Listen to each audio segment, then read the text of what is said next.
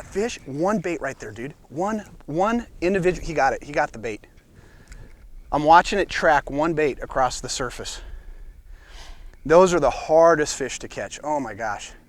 When they're keyed in and they have the bullseye on a piece of, you know, a silver side or a shad, man, you have to be so accurate with your cast to get it between the real bait and the mouth.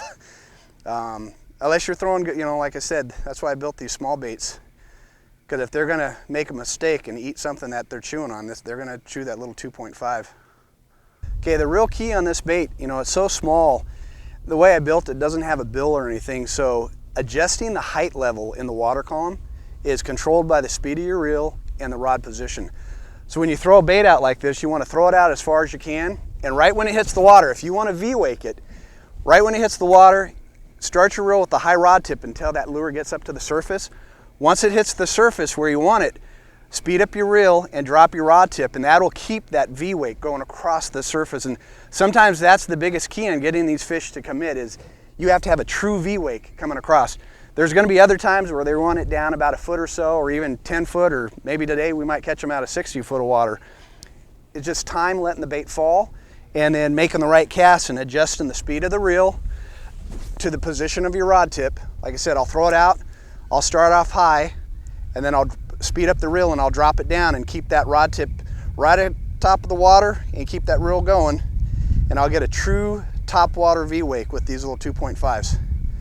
And that's how you adjust these baits. If you reel too fast with your rod tip high, these baits are just gonna flip out of the water. But control it with your rod tip and your reel, and you're gonna see some real magic happen. Right now, we know there's some fish busting. They're eating little stuff, but sometimes throwing just a little bit bigger bait. Come out here with a 6-inch SPRO bait I just came out with recently.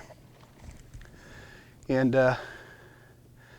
see if we get one to come up and play with the little bigger bait.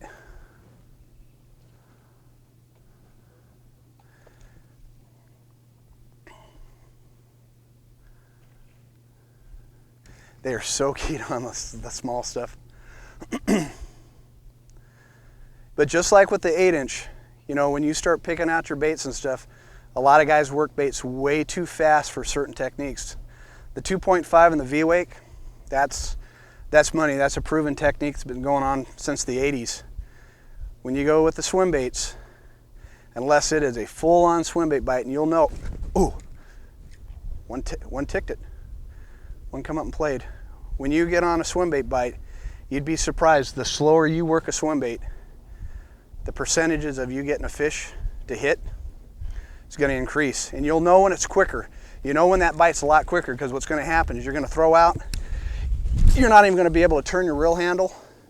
It's going to hit and you're going to go like this, and you're going to be on. That's when the bite's quicker. You know, they're active, they're looking for that style of bait. And you can work it faster and do your rip and pause and really put some speed into it. But when the bite's slower on a swim bait, what I'll do is I'll go right back to a slow roll.